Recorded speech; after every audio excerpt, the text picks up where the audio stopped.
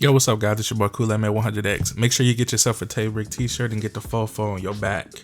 Available at Spreadshirt. Link will be in the description below. We make them way richer. Yo, what's up, guys? It's your boy Kool-Aid Man 100X. Welcome to another video, 2K20, with your boy Tay Rick.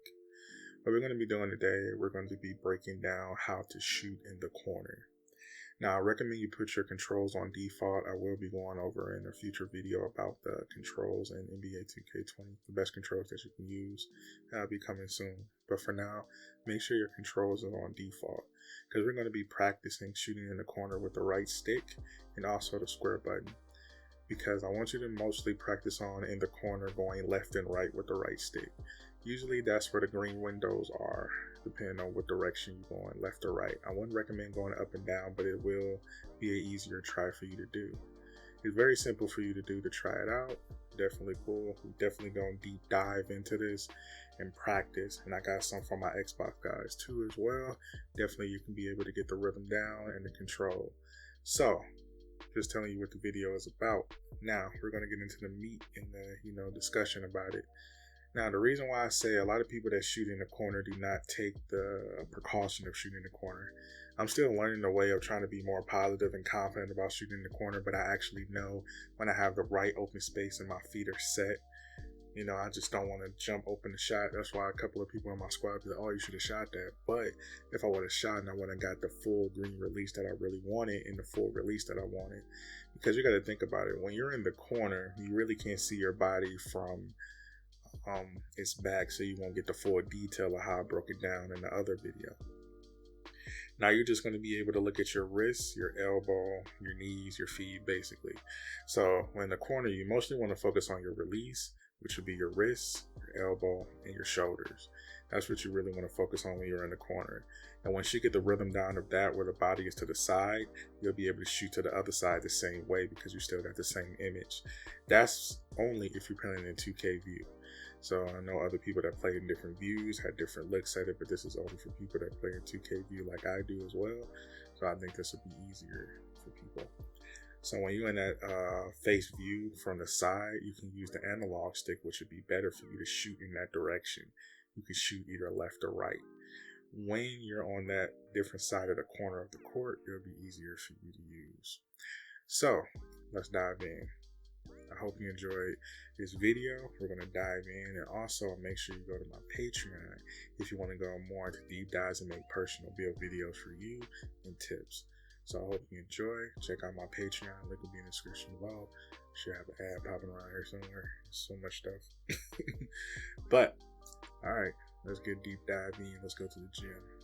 Alright guys, now we're in the gym. Now I got you some Xbox guys. You'll see the controllers up in the left and right corner, which will be for Xbox and PlayStation. Now the cool thing about this is that we're going to work on our shot in the corner. The things that you want to focus on is his feet, his elbow, and his release, which would be his wrist as well. Now, the reason why I say those three things is that you want to practice the rhythm of the shot in the corner, because different angles give different body languages to the shots in the corner. The reason why I say that is that you shoot different in different areas of the court. I actually found that out when I was practicing in different game modes. When you get the ball in a certain way, because if you don't have a certain badge like catch and shoot and stuff like that, catching the ball, you actually get a different type of release. A faster release is that as well. Then you have to learn about your shot rhythm mixing in with that badge being increasing to your shot. So that's when it comes to catch and shoot and stuff like that you use for these badges. So you want to practice the rhythm of the shot in the corner, and also practice the timing of the shot as well, because that'll give you a little bit more insight of what you're using. And also reading the shot meter if you do use it or if you don't use it. If you don't use it, it comes down to you really knowing your release by heart. So that comes down with repetition. I do recommend you try using your jump shot more useful. I would say around at least 300 to 400 times to get used to it in the corner. So that way when you catch the ball or do a pick and pop or anything like that in the corner, you're open, and gives you a little bit more of a standing still type of atmosphere. so you don't have to worry about running around the court because you know the rhythm of that shot in the corner. It gives you more of a deal, but you know how 2K is. Once you get going, it makes the casualty play better, so they actually make you miss a lot, even though you have full whites and full greens sometimes, and they don't give you the release that you're asking for sometimes. So you definitely got to take that into account. So make sure you look at his feet, his hands, and his release, and his wrist, because once you get that down pat and you molded that into your muscle memory. So this is where I say we actually have to build our muscle memory with our shot intake. If you want to get more insight on that, make sure you go check out my video, which will be to define your jump shot. So definitely check out the video. And also, this will give you a good insight of how repetition actually makes you better, because you actually taking real life practices and putting them into this game.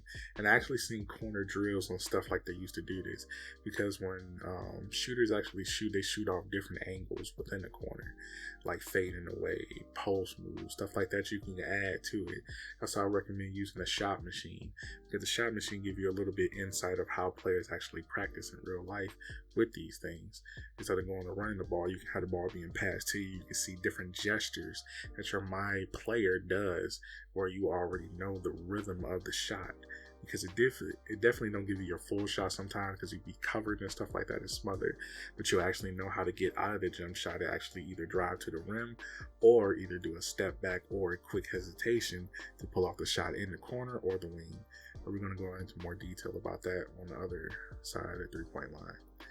So I hope this definitely helped you out. Make sure you like, comment, subscribe. I hope you enjoyed the video. Make sure you check out my Patreon as well. Link will be in the description below if you want more tips and tricks as well. There'll be an ad around here somewhere. So that's about it, guys. I hope you enjoyed this little series. And if you want me to do more deep dive breakdowns and future tutorials in the next 2K, definitely tell me what you think in the comments below. Hit me up on Facebook, Twitter, all that stuff. DM me. I love to answer your questions. Alright, guys. I'm out of here. Deuces.